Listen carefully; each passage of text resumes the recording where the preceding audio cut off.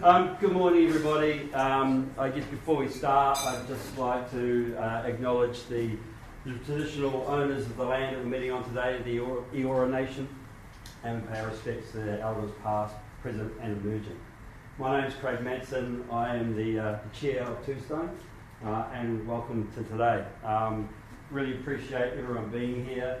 The whole purpose of today is to talk about some of the things that we're seeing in the market and some of the things we're doing around data, but more around predictive AI and machine learning, and just an interesting conversation. And we love being part of the broader Australian community. I guess it's important for us that we're sharing some of these insights and some of these things. So that's what we're doing today. We've got Craig and Yoshi are going to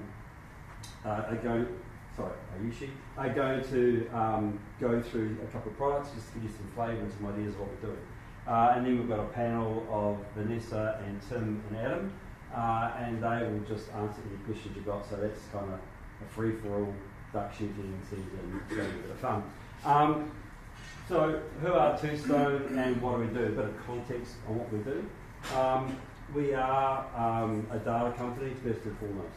And one of the things that makes us different to most data companies is the team built a platform. So the founders, 4 founders, have had over between 20 and 30 years deep data and architecture experience at Mars, and they, around the kitchen table about 9 years ago, decided to start a little company called Toustone. But at that point, they said, what's going to make us different? And they built a platform of how to ingest data, how to use data, and actually how to make it really work. It's a platform that's a repeatable process. We're really great marketing gurus, so we've actually called it the platform. And you'll see a bit about that today. But that's the key component of Toustone. The other thing that's super important and why data in this space is so important, and a data company versus a software company is super important in this space, is, I'm sure you've all seen it, applying just another piece of software and bolting another piece of software onto your existing stack is a bit difficult and gets a bit ugly. One of the things with Toustone is we just take your data. Nothing new happens. We take exactly what's yours and we work with that, and we help you get great insights from your data. So it's one source of the truth. There's no rekeying, none of that stuff. And that's the really important bit that makes it different, makes it special. So that's us. The other thing I'd like to say is we've got Headley down the back. If anyone's got any questions post the meeting, wants to know anything, Headley's the man, he's the coordinator, he's the herder of everything. So have a chat to Headley if there's anything you want post the meeting. And just one last point is the food will be there when we finish, so please feel free to stay around, have a chat, ask any questions, and keep going. So that's us. I'll now pass over to Craig Defoe. I'm passing to Yoshi. So I got it completely wrong. That's all right. Got my name wrong. Yeah. Everyone can hear me at the back? Yeah. Yep. Okay, so everyone's awake. That's how I know. All right, so bear with me. I've got a little bit cold, but I'll take you through it, I promise. Pledge Zero. Pledge Zero, very simple terms. What it does is it reports on your current and your future energy consumption and your carbon emissions. That's all it does. But with a twist, it's got machine learning in it. I'm not going to say AI because I know a lot of people keep on saying it. I'll use a little technical term here. Let's start with the problem. On the screen, we've got some key data challenges that we've actually faced with a couple of our customers that we've built this product for, but especially in one of our clients very recently in the transport industry. We found all of these challenges with them. First and foremost, the legal requirement or a contractual obligation. So a legal requirement, organizations are legally required to report on energy consumptions. This has been a point of discussion, a big point of discussion in the last couple of years, and especially in Australia. And we keep on seeing it that it's getting bigger and bigger, and more organizations they're required to report on it, do a forecast on it, all of that. Even for some of our clients that are or were doing reporting, it's a lot of manual process. It's Excel sheets, it's getting your energy bills and copying and pasting numbers, and it all happens let's say at end of the month, every time there's new data in it. You've got new builds every 3 months. So that's, frankly, it's bizarre in 2023 to do that manually. Lack of clean database. So you've got data, you've got tons of it, don't know where to look at. You've got data in different platforms lying around, different types of data. You don't know how to bring it all together. That's one of the biggest challenges that we've found, no source of truth. No visibility into levers that are actually contributing to the energy consumption. So what part of your business is actually consuming a lot of energy and what parts are not? That's really important, because that, if you don't know that, you lose out on the opportunity to actually convert some of that into more sustainable options. So that's some of the biggest challenges. There are more, I promise, but those are the biggest ones that we've found. What's the solution, you ask? Site zero, that's right. How does it really work? So as you can see over here on the screens, we've got really complicated prices down, but to just simplify for you, on the top, we've broken it down into 4 stages. We've got data collection. No matter what type of data storage system you've got, no matter where your data is, we'll collect it, we'll aggregate it, we'll find your source of truths from your data, and then we put it on a cloud platform. What then we do next? Then we make sense of the data. So data analysis, this is particularly specific to your business challenge. We do statistical analysis, we do data analysis, we make sense out of heaps of data that you've got. Then we move on to data modeling. This is the scientific magic, as I call it, because it is magic for everyone, but it's scientific. So data modeling is quite complicated, but just to put it in very simple terms for you, what it basically does is, or what we do in that stage, is that we've got tons of models, machine learning models, and we pick the best model that would give you the best accuracy for your data, the model that fits your data, and then take those predictive scores that are coming out of it, and then we put that into visualization, because predictive scores are not easy to read. So we make them pretty, we make a story out of it, we tell you the truth using visualization. Once you're happy with the data visualization and all the charts and reports and dashboards that we build for you, this entire product is a standalone product. You don't have to do anything once it's built. It takes your data. You don't have to worry about keeping your data updated. You don't have to worry about your variance being lower, so your actual consumption of your energy and your predicted, if they go, let's say, have a 5% variance, we've actually built it in a way that it automatically knows that there's a variance more than 5%. Let's retrain. Let's relearn. So it takes all of your data again, relearns from all of it, and then gives you a better prediction. And it happens every time the variance goes down. So it doesn't require you, but you might need it. Let's zoom out. On the platform, what does it look like for this particular product? We've got data, we've got power meters, it's your electrical meters, your solar panels, your water, your sewage. Data can come from any of these sources. What we do is collect all of that data, whether you're still not collecting it, you already have started collecting, you're one step ahead in the game. Makes it easier for us to extract it and get it onto our data storage cloud platforms. We then do the same thing. We do modeling, visualization, and then create insights. And you might ask what these insights really look like for you, for the end user. That's what it looks like.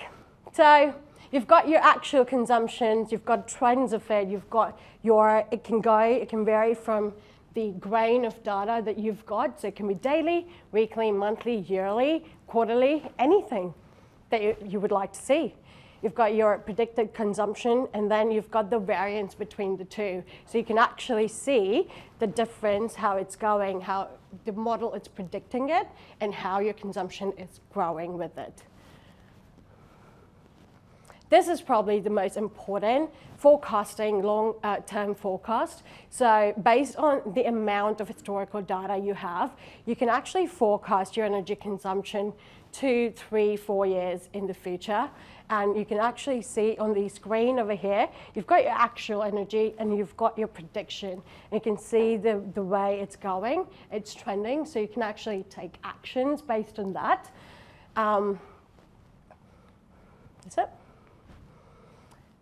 Then at the end, we come to carbon emissions. So once you've done with your energy consumption, once you've got your prediction, once you've got your actual reporting going on, what we do is we use some standard calculations that are set by the government, and we then calculate the carbon emissions. So how much carbon are you actually emitting? What does that energy consumption really mean in terms of the amount of carbon that your business is actually emitting? So outside of just the energy and just the carbon, what does it really mean? How is it more? What's the next step? How do you make the most out of it? So we've got financial impact. Of course, you've got your energy bills. Of course, energy is getting more expensive day by day, and we all know it. And that is impacting your financial reporting. This predictive energy consumption can actually be fed into your financial reports, your month-end reports. You don't have to do anything extra for it. You then have you're at a position where you can identify the levers, what part of your businesses is using most amount of energy and what part isn't. And then you can implement strategies to actually reduce the amount of energy consumption. And of course, then you have the opportunity to change it to a more sustainable area. So you can start with a smaller area of your business where your energy consumptions are lower. You can change it to a more sustainable option and then grow it in your business step by step.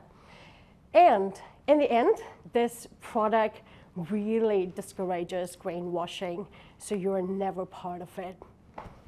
That's it. Thank you so much. I hope you guys listened. Thanks, Ayushi. That was great, wonderful. I should have mentioned earlier, and I'm remiss, Ayushi is our data scientist, so she's the brains in the business. The good news is we've now got the brawn, and Craig both our CEO. Thank you. So I'm just going to take you through retained talent. So a little bit of background on retained talent is we do a lot of work for AMPC, which is Australian Meat Processing Corporation, and one of their main business issues across the industry was they have about a 50 to 60% turnover in meat processing plants. So you can imagine the impact that actually has on their business, on their profitability, on their knowledge. So we partnered with them to build retained talent, and what it is, and I'll take you through some details, is it actually predicts when a person will leave an organisation in the coming 12 months. So what that allows you to do is be proactive about putting some HR processes in place to actually try and reduce your overall turnover. And it also produces a whole HR dashboard so you can monitor that. So a little bit like the energy, it's not only just a prediction, but we take the data consistently, automated overnight. So as you make decisions, you can actually track the progress on those decisions against your prediction. So a little bit of background. The true cost of turnover. This quite surprised me when we started pulling this together, but if you've got an average employee wage of $60,000 with a turnover rate of 30%, then your cost per year is around $5.7 million. So that's based on about $25,000 per employee. So that's the replacement cost of actually someone leaving and you having to replace that role.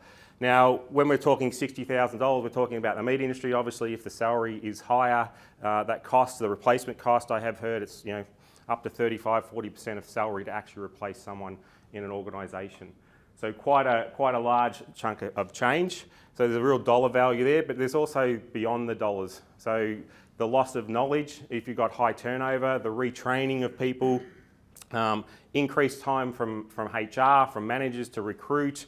So you can see that you start to get in quite a vicious circle of hire, they leave, hire again, retrain, and starts to put a lot of pressure on not only HR but the rest of your organisation around morale and stuff, because they've got to pick up the slack as the high turnover continues.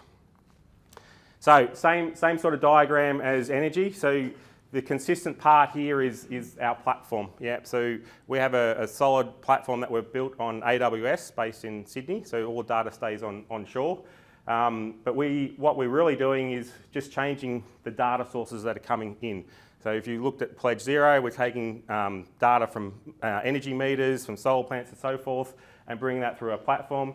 In this scenario, we're actually taking payroll data or HR data or leave data. So again, we don't actually create the data, we just take the data that you've already got in your existing transactional systems.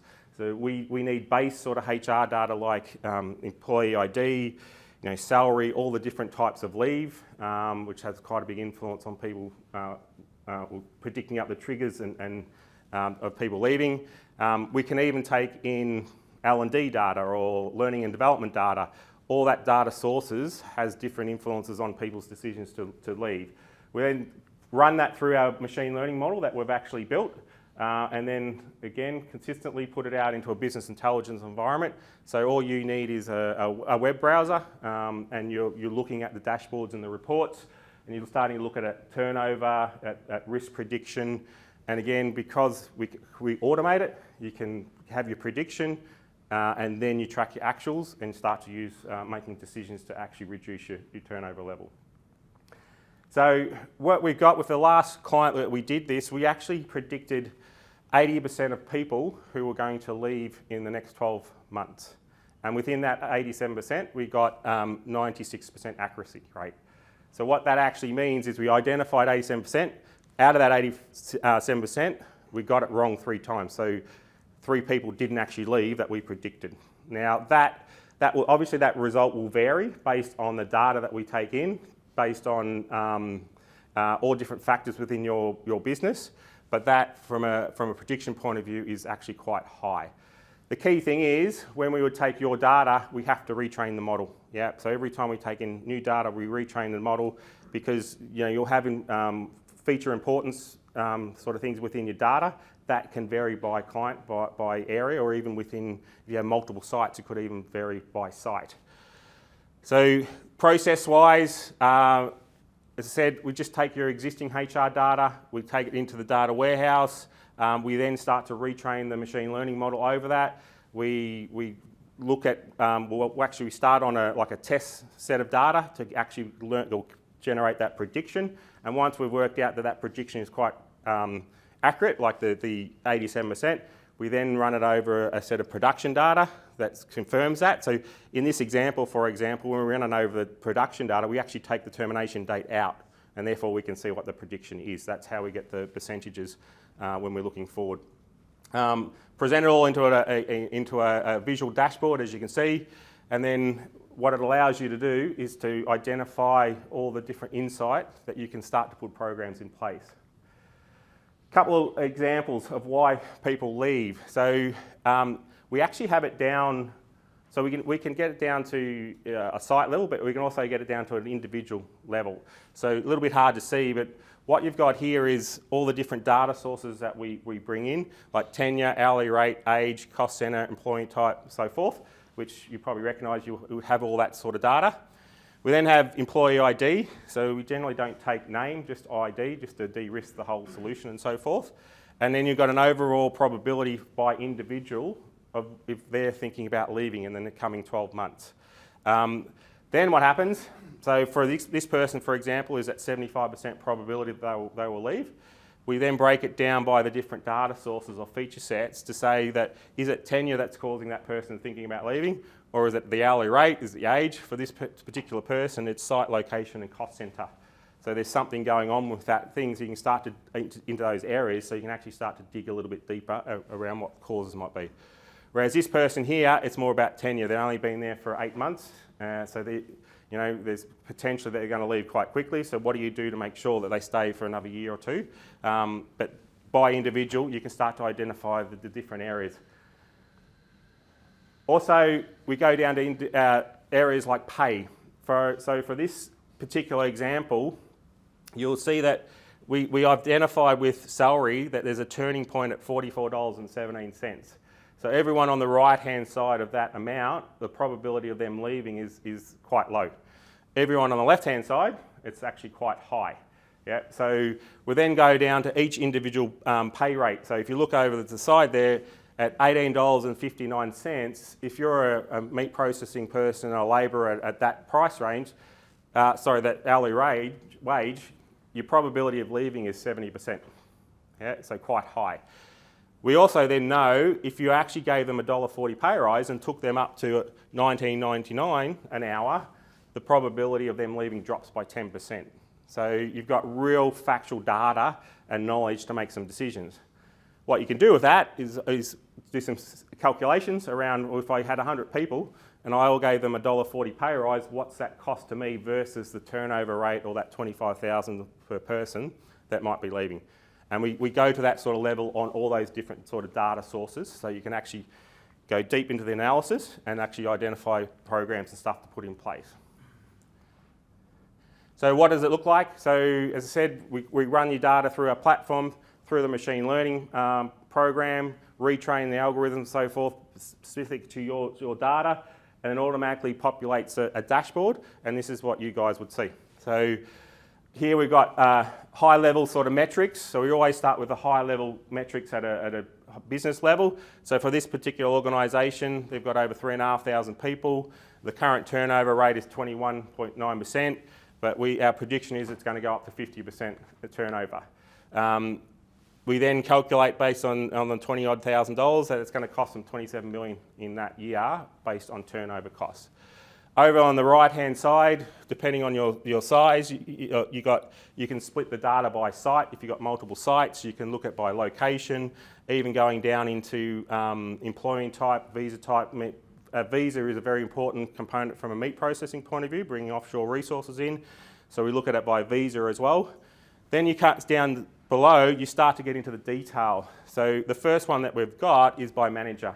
So often managers have a fairly big influence on people's decision to leave, but by age group and by role, and again, it continues down. But what you've got here is by manager, you've got their current head count, and then this blue dot going down here is their predicted turnover for that particular manager. So we've gone down from total site or location down to manager.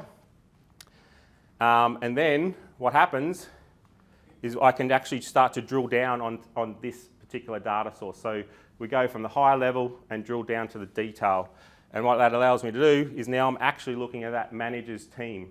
Yep. So that manager has a head count of 2,700, turnover rate, departure rate, and down here I'm starting to actually list by employee their probability of actually leaving the organisation in the coming 12 months. Important thing is that we can also start to look at by job title. So again, I'll use the meat industry as an example. Is butchers, for example. If you have 50 butchers and you've got 30 of them thinking of leaving, then you want to do something about that pretty quick, because all of a sudden your profitability is going to go right down because all your key cuts and so forth are going to turn into offal. So that starts to impact your ability to deliver to sales orders and so forth. Forklift drivers might be another one. Labourers, maybe you can replace them a little bit easier, but you can start to look at it by critical role. If you had some sort of rating system within the organisation, like 1 to 5, 5 being an outstanding employee, we can take that data as well. So you can start to look at it by all your 5s that are thinking of leaving versus your 1s, and so you start to get a full picture by role, by rating, by salary, all that sort of stuff around what your employees are thinking, and then it allows you to put things into place. That's retained talent.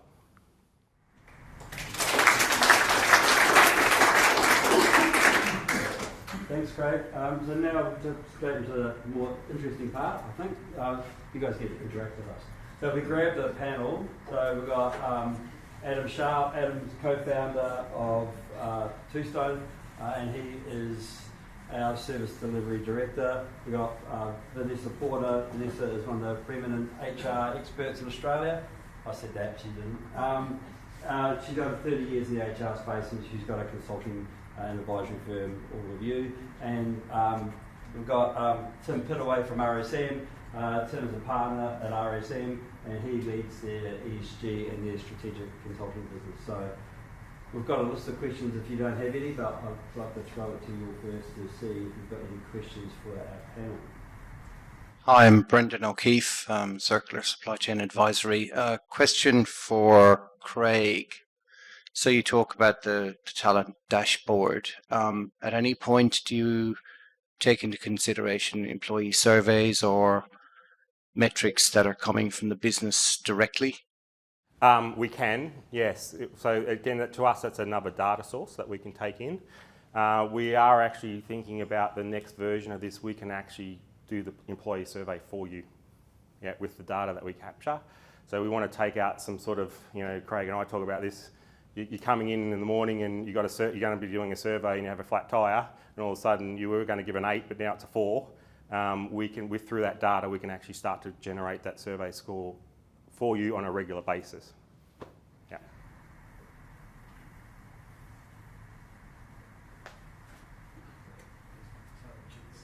Slight segue from that, probably for Vanessa. Are you seeing across the industry that the maturity level of organisations managing and measuring engagement effectively, are you seeing that's increasing, decreasing, mature, immature? Broadly, what do you see across the industry? Yeah, great question. Thank you. I'm definitely seeing a lot more people doing the surveys and doing a lot more pulse surveys and things like that.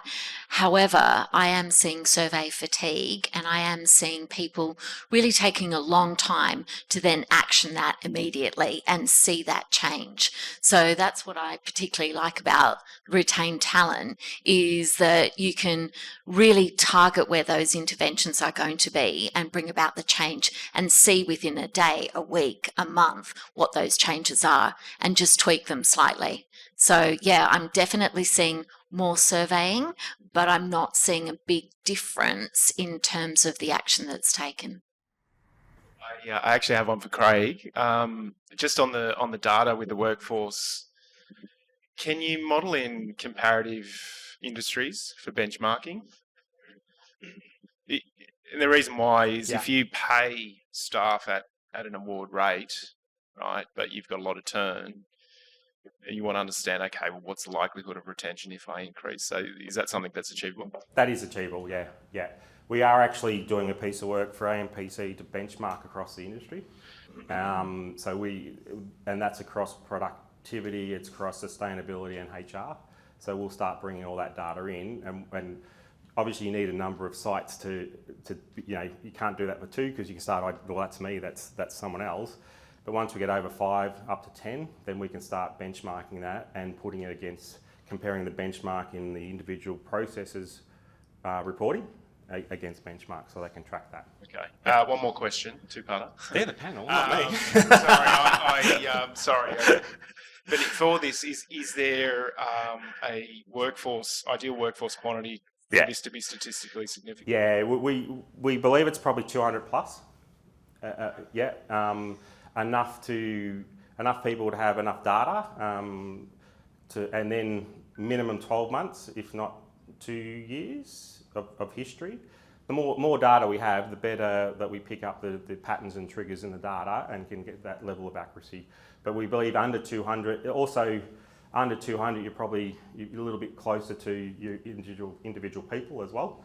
But over 200, we think that's probably the ceiling where we can get enough data on individuals. Okay. If I can just add to that one as well, is that I think a lot of people, when they see the examples, because a lot we've done is in that more blue collar area around the manufacturing, etc. But this is just as relevant in corporate Australia and white collar as well. So it's just about having the data there, and it can be applied across the board. Hi, I'm Kobe from Zurich. A question for Tim. In terms of energy consumption, and particularly with buildings and that utilisation of staff, with the move to hybrid working and potentially greenwashing, it's interesting with the reporting of energy consumption versus the amount of energy that's being used at homes from people working from homes. Have you seen how companies are tackling that to actually measure the now millions of offices that they have? That's a good question. it's definitely something that needs to be factored into the decision-making process around energy. Actually, we're going through a process ourselves at the moment, looking at our accommodation going forward. And hybrid working is a big consideration of that, and that then flows on to energy use. So I think, it's something that needs to be factored into the whole ESG conversation, I think. The change to hybrid working versus coming to the office. ESG really, it is all about financial impact or the financial impact of sustainability, it's something that needs to be considered, I think, in the overall discussions. It's probably just not as advanced as it should be in that area. You know, we've seen the working from home in terms of a WHS perspective has started to really increase, and during COVID, obviously, that really ramped up in terms of our responsibility as employers to make sure that we were monitoring that and giving guidance around that and checking in even with photo evidence or whatever it might be. So I think that is the next iteration where it needs to go, but I'm not seeing a lot of organisations that are tackling that as yet. From a data perspective, it's just another data source from our, I guess, viewpoint. There's nothing technically to stop that being in scope for that energy calculation. It's more a business driver and a business motivation. So yeah. I think you're sort of touching on scope 3 from an ESG point of view. So doing it for an office is easy, but when you start to spread out 1,000 employees and 1,000 houses and how they get to work, that's scope 3, which if anyone nuts that out, they're going to be pretty rich. That was a great question. You got 4 of them. Yeah. You got us thinking. Now I can hear you get all 4 of them twice. So let's go.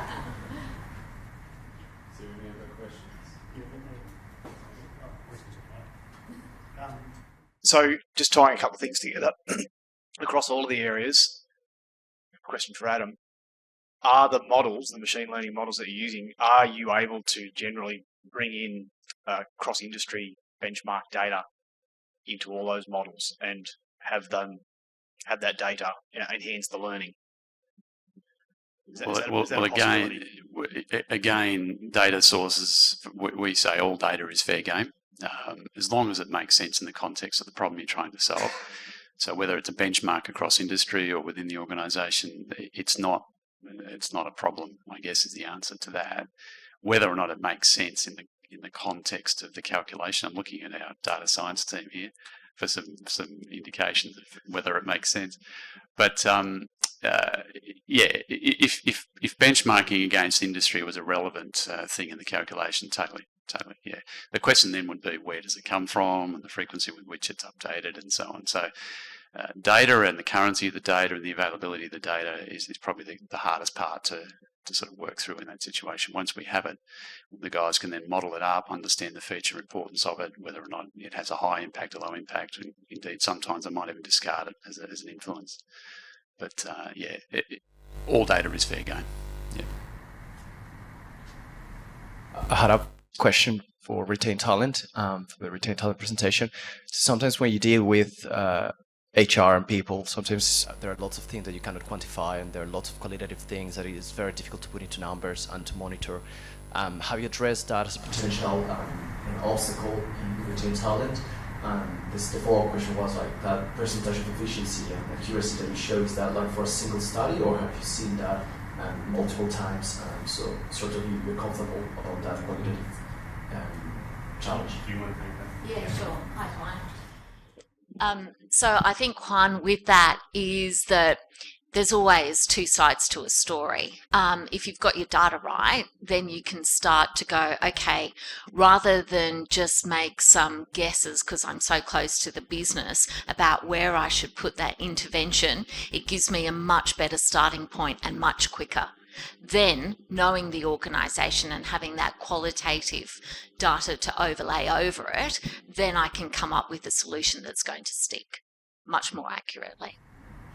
Thank you. G'day. I'm keen to hear a little bit more about where you see the next stages in using energy data might be heading. I think what you've done in electricity as a starting point is amazing, and I think coming from transport, it's already exciting to see the immediate sort of benefits it's delivering. But I'm keen to sort of hear more. What are you seeing people are talking about as the sort of next things you're going to be focusing on? Yeah, well, certainly renewables is a key one. So how can renewables be spliced into that analysis, if you like, to understand where, if we start to implement the use of renewables, how does that offset against the carbon emissions? So playing that out, modelling that out.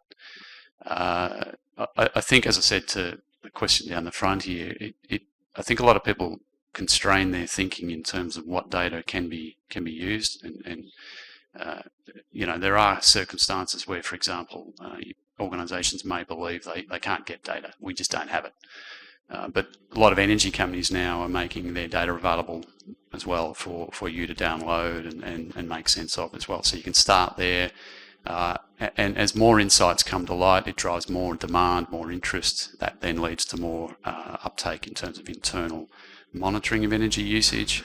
So there's a lot of organisations out there that have meters sitting out there in the manufacturing space that's just not being used. So it's I guess, to answer that question, Peter, it's a realisation of what can be done with the analysis that then drives greater uptake and greater demand and getting more accurate analysis. Where it's heading, it could be going anywhere. Where do we bring in, as I said, other data sources? The ability, and particularly in this situation, the ability to accurately forecast energy usage as well is quite unique, because then that gives you the ability to pull the levers that I usually talked about to influence an outcome before it manifests as a miss against a target, for example. Or indeed even, look, if I didn't know this before, but if I do X, I can reduce my energy consumption purely from a financial benefit perspective, let alone obviously carbon benefits. So I think where it's heading is it's the opportunity to get that insight for the first time with great accuracy and then understanding potential benefits that you can drive in your business. So just a few things, Peter. Like with the energy model, we don't just take energy data. We actually take like the weight of the train. We take the train's schedule. We take acceleration, deacceleration of the train, because they all, weather around the station, they all have impact on the outcome or the prediction. If you've taken those additional data sources in, then you can start to work out the levers you're going to pull. So an example could be, if I actually reduce the speed of the train by 10 seconds between stations, what's the reduction in energy consumption? Or if I reduce the acceleration of the train coming out of the station, what energy reduction do I get? But at the same time, I'm not impacting my customer service. So you can start to play around with those sorts of levers. And then if you have an offset type facility with solar, then how do I bring that in too? So I know I can't bring it in at peak time, but can I bring it in at 11:30 in the morning? So I know I'll generate enough solar to hit my commitment or my forecast. So that's the sort of stuff that you can start to do. And the more data you bring in, the more of those levers you can start to pull. Can I just add? The energy consumption model, it just doesn't take the electricity data. We're also taking in solar data now, and we're looking to expand that into, as Adam said, more renewables coming in, so you can actually see what percentage of your energy consumption is coming from your solars, your water supplies, all the other renewable sources, and not just electricity. We can actually see that offset in your entire network or your organisation. Is there any other question for Tim? Tim, what are you seeing with your clients? What's driving their appetite for ESG reporting? Is it legislation, or is it genuine appetite to improve the efficiency of their business? Sorry, losing my voice. It does vary, obviously. It can be driven by stakeholder expectations to start with. So whether it's a board wanting to report on sustainability credentials and what they're doing to improve their ESG metrics. It could be investor pressure. So for listed companies, they are being driven more by investors looking for more information on sustainability. Internationally, it probably has been more regulatory. Like UK does have mandatory reporting requirements and has done for a while. We are moving more towards that with the new sustainability reporting standards on the way. They will be adopted in Australia at some point, probably 2025 at this point. So they will really drive disclosures around sustainability, particularly for the bigger corporations to start with, but that'll filter down over time. So yeah, I think it's stakeholder expectations to start with, particularly where it's voluntary, but then moving more towards the regulatory pressure as well. There's also an argument too that yes, there's compliance against regulations, and obviously the regulations, as we all know, are increasing all the time. But there's also, through a lot of this sort of analysis, there's actually a very strong business case. So even if the regulations weren't there in the first place, you're talking about enormous improvements in efficiency, cost reductions, obviously below the line cost savings and above the line sales opportunities and marketing opportunities. So, yep, regulation, but also if done well, this stuff can actually drive business benefits. Similarly, I think I'm not going to speak too hard on the HR area, but there's now a whole generational change in terms of employers of choice as well. So it becomes a bit of an opportunity to identify retention of people, what's driving retention, and as an employer of choice, you can actually start to drive better uptake in terms of employees, quality of employees, if you like, and so on. So again, yes, regulation is important, but there's a hell of a business case if this stuff's done well, and it can be done well. So. Mine's a two-part question. The first part is, what's the minimum size corporation or data set or operation that you need to make this platform value-adding and reliable? And the second part is with the energy piece, how do you take into account growth or utilisation and efficiency? So, for example, when you're transporting less air, obviously the vehicle will be heavier, but it's potentially taking another vehicle off the road. So I'll answer the first one. So 200 people. The question around, I think I understood your question, Anna, is what other influences could there be on energy consumption? So again, it's another data input, if you like. So that in that scenario, it might be kilometres travelled, energy or fuel used, but also weight and volume of the vehicle and so on, to understand through these algorithms what is driving that. So if you're driving around a heap of trucks that are full of air, as you call it, versus those that are full in terms of weight and volume, the models would absolutely throw that out as an insight. Now, I don't know what the answer to that question would be, but it's definitely an influence that can be modelled and, I guess, identified in terms of its influence on that.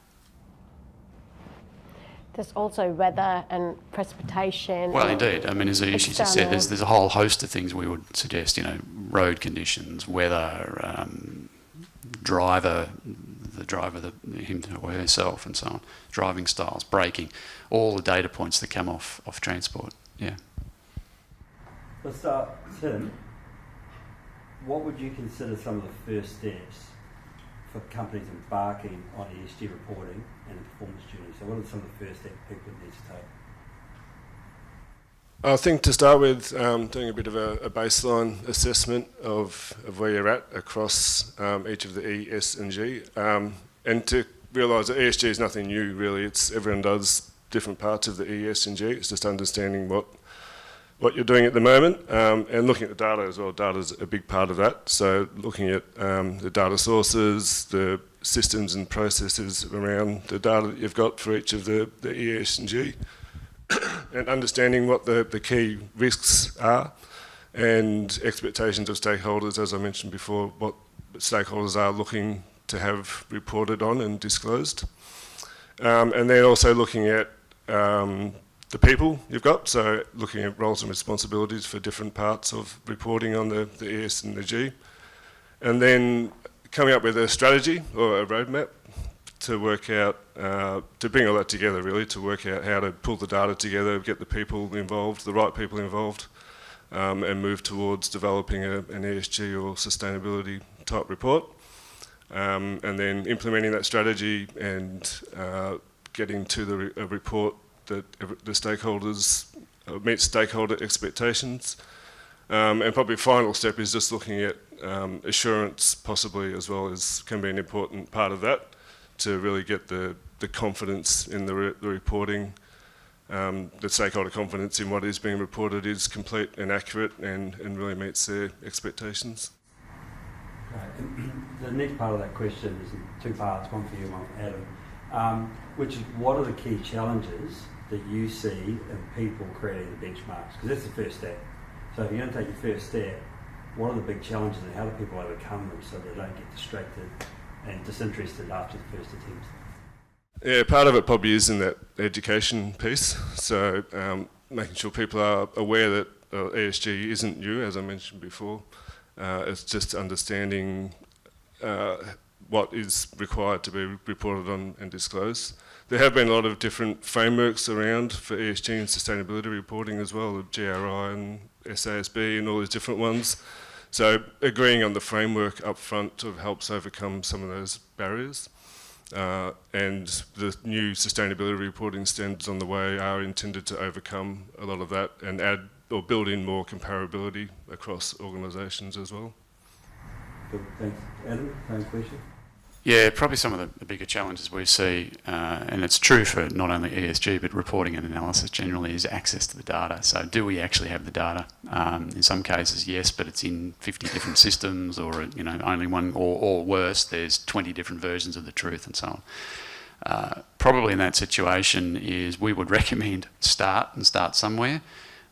Get a line in the sand, if you like, and then start to evolve thereafter. But probably the biggest challenge from our side is just access to data. Once we have the data, we can ingest it, we can model it, we can do everything with it. So there's quite a large piece of work up front that we often work with our clients on, is just doing exactly that, identifying data, ensuring its reliability, availability, and so on. And just on that, so with those areas you said, to start, and scope 1, scope 2, scope 3. Yeah. But just to make it start, what are the areas that most people can access good data on to get a good start? Well, in the ESG framework, Craig, is electrical consumption is an easy one. Everybody has a meter. Everybody buys power from a power company. Data from power companies is available from them. It would be down to potentially hourly level. It's obviously at a total consumption level. It's not within the business. But that's an easy one. Obviously, all the utilities and so on. The other thing is then your basic business operations. What am I selling? Where am I transporting to? Those sorts of things are typically readily available. Moving through into the HR space, obviously from NS, we start to get a little bit more complex, and then into the scope 3 areas, that starts to become quite complicated. And we would recommend, as I said before, starting with those scope 1 and scope 2, and then as you get traction, you get buy-in, and let's all face it, you've got to get buy-in before you can move forward. Then you start to move into that scope 3. Some of the larger retailers, for example, so Coles and Woolworths, they're well down the path of trying to work on scope 3. We're working with clients on the other side of that who report their emissions and so on up to Coles and Woolworths. So as you can imagine, the supply chain for the companies like that are just colossally large. So don't start there. Start back at scope 1 and scope 2 and then start to evolve. Thanks, Adam. Vanessa, for you, the question was, once you identify issues, how do you work out the interventions required, and what type of actions are you seeing most often around answering some of the questions and the issues that come up? So the first part of that question is, I guess you just look at, well, what is going to give you the best return? So what's the priority for the organisation, and start there. So you'll probably get a number of areas where you could do different pieces or interventions, but actually how does it align to what your overall strategy is, and then start there. And then what are those most common areas? Yeah. It's really interesting. I'm seeing the application quite broadly in organisations, for example, hospitals. I'm seeing lots around lost time injury and in manufacturing in that area as well, which hasn't really been reported to the right people in the quickness of time. So it's used a lot in terms of mitigating risk, particularly in highly regulated areas. Also early schools, early childhood, similar kind of things, heavily regulated areas. So that's something that you can't have a child that goes missing for 2 or 3 minutes and you don't know where they are, those kinds of things. So, yeah, I think it really is dependent. I'm not seeing a broad generalisation around it. I guess the 3 big areas across the board, whether that be HR or not, is really about attraction, retention, and then costs. Everything's costing more at the moment to do, whether that be around labour costs, energy costs, supply, etc. Thanks. That's a beautiful segue to the last question. The last question is for all of you, so everyone needs to answer this. Outside compliance, and everyone sees ESG as compliance, I know they do, right? But outside compliance, because you've got to get more than just compliant. Outside compliance, what are the big benefits of having an ESG policy and a framework, but actually getting better at it and actually advancing the company's position around ESG? What are the benefits that you see? And I think each of you can answer from your own perspectives would be great. Yeah, I'll just elaborate further to what Adam said. I think is that definitely we know people join organisations and stay with organisations because there's a personal alignment to the purpose. So if you've got great people who love what they're doing and it doesn't feel like work and they're putting in their best, they're putting in that discretionary effort, obviously you're going to have a more profitable, better business. So as human beings, we can just see incredible results because we're actually caring about one another and caring around the planet. So yeah, that would be from my perspective. Yeah, as I said earlier, it's emissions and carbon emissions are purely a function of how much energy you've used. So if what you're able to achieve is a reduction in your carbon emissions, by definition you're using less energy, and therefore by definition it's costing you less. So purely from a, as I said before, a below the line thing, it's a cost opportunity.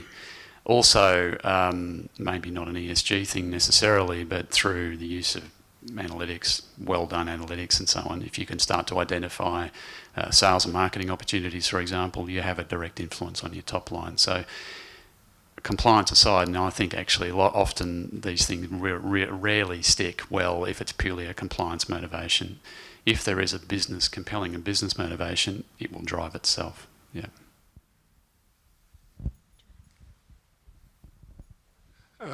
Similar themes, I think. Really, I think as Adam mentioned earlier, it's just about good business sense. Really, it's good business practice it can help improve costs, reduce costs, but also the impact on the environment by having good environmental practices and being able to report and monitor that impact on the community for the S side of things. I think it all overall just really makes good business sense to be able to measure the impact, the financial impact and the social and governance impact. Thanks. Is any last questions from anyone in the audience? No, on that note, I'll thank Tim, Vanessa and Adam for your time. So thanks guys.